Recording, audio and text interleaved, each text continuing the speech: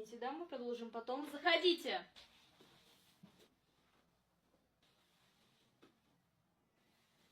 С чем пришли? С геморроем.